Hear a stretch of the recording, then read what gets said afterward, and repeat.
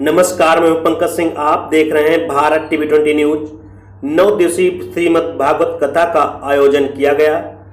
जनपद सीतापुर के ब्लॉक एलिया के ग्राम कोरैया उदयपुर में स्थित सिद्धपीठ काली माता मंदिर मनोकामना पूर्ण होने के उपलक्ष्य में यजमान जयवीर सिंह निधि सिंह के द्वारा आयोजित की गई 9 दिवसीय श्रीमद् भागवत कथा। मंदिर के पुजारी राजेंद्र सिंह सोमवंशी ने बताया कि यहाँ जो भी भक्त सच्ची श्रद्धा और विश्वास से आता है, माता रानी उसकी सारी मनोकामना पूर्ण करती हैं।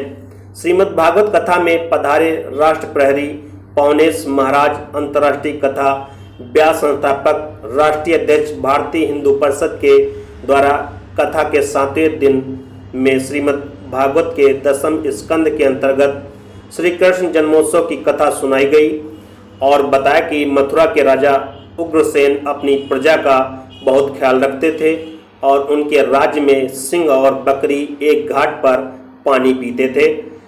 उग्रसेन का पुत्र कंस, जो एक दिन अपने पिता को जेल में डालकर खुद राज सिंहासन पर बैठ गया और फिर क्या था, उसने अत्याचार करना प्रारंभ कर दिया।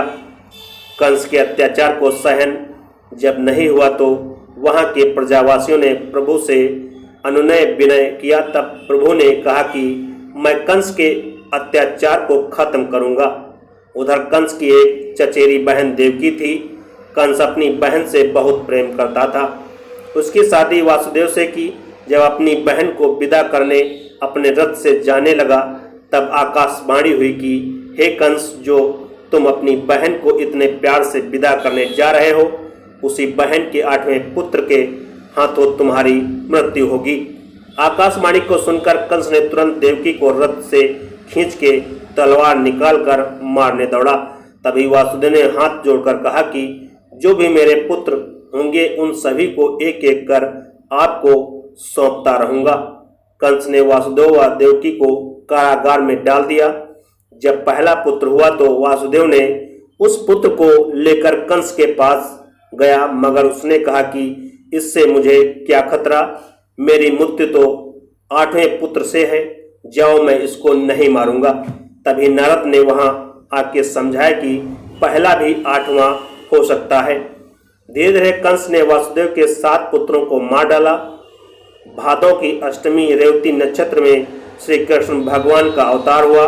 कथा को सुनकर श्रोतागण मंत्र मुग्ध हो गए। Bureau report, Bharat TV 20। ये ठीक नहीं है।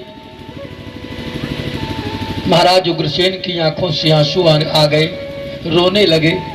हे ब्राह्मण देवता, एक बात हमें बताओ, कृपा करके एक बात बताओ कि कहा हम हमारा पुत्र इतना नीच कैसे निकल गया, और अगर निकल गया है तो अपने पुत्र से बचूं कैसे, क्या करूं, कैसे बचूं। तब कहा सुनो, देखो अपने पुत्र से बचने का एक ही रास्ता है। वो रास्ता कौन है? तो ब्राह्मणों ने उपाय बता दिया। अपने पुत्र को बचपन में ही लती पत्रा में लपेट करके यमुना जी में बहा दो। अरे कम से कम कोई पाल लेगा।